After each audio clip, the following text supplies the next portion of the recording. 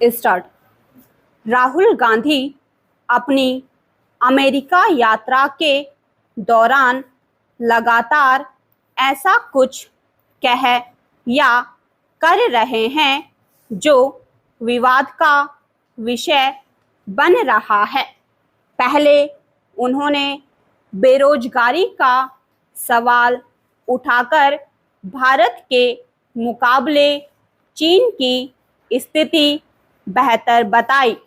फिर यह कहकर हंगामा खड़ा कर दिया कि भारत में लड़ाई इसकी है कि सिख पगड़ी धारण कर सकते हैं या नहीं।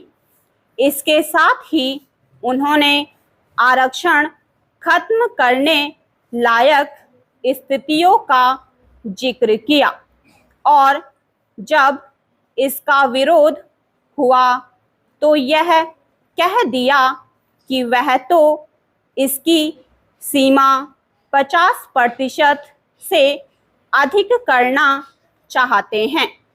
सिखों के संदर्भ में उनके बयान को भड़काऊ ही कहा जाएगा और इससे समझा जा सकता है कि खालिस्तानी आतंकी गुरपतवंत सिंह पन्नू ने उनके कथन को अपने पक्ष में भुनाना शुरू कर दिया।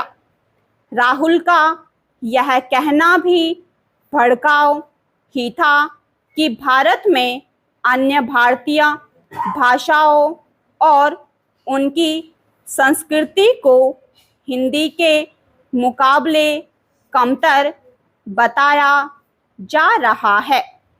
इस पर आश्चर्य नहीं कि अमेरिका में राहुल ने जिस तरह भारत विरोध के लिए कुख्यात लोगों से मुलाकात की, उसका भी विरोध शुरू हो गया है।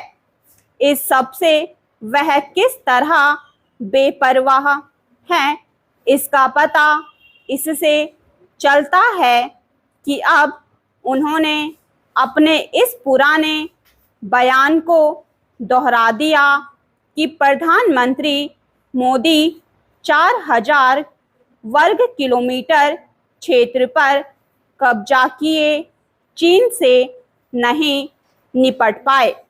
यह तय है कि भाजपा नेता और मोदी सरकार के मंत्री इसका भी प्रतिवाद करते हुए राहुल को गलत ठहराएंगे। लेकिन प्रश्न यह है कि क्या वे आम लोगों को यह संदेश दे पाएंगे कि नेता प्रतिपक्ष संकीर्ण राजनीतिक स्वार्थों के फेर में राष्ट्रीय हितों को चोट पहुंचा रहे हैं।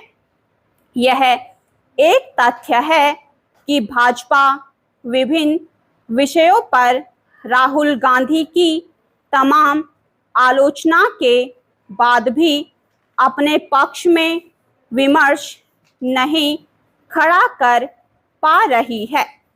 पहले वह कोई विमर्श खड़ा करती थी और कांग्रेस एवं अन्य विपक्षी दल उस पर अपनी सफाई देते हुए दिखते थे। अब इसका उल्टा हो रहा है। अब विपक्षी नेता और विशेष रूप से राहुल गांधी कोई गलत सही मुद्दा उछालते हैं और सत्ता पक्ष सफाई देते हुए दिखती है। यह स्थिति लोकसभा चुनाव के समय से ही देखने को मिल रही है। तब राहुल गांधी ने मोदी सरकार पर आरक्षण खत्म करने और संविधान बदलने के जो आरोप उछाले, सत्ता पक्ष उनका सही तरीके से प्रतिकार नहीं कर सका। इसका उसे चुनाव में नुकसान भी उठाना पड़ा। जब किसी मामले में कोई पक्ष प्रतिक्रिया देते हुए ही नजर आता है तो वह विमर्श की लड़ाई में कमजोर ही दिखता है।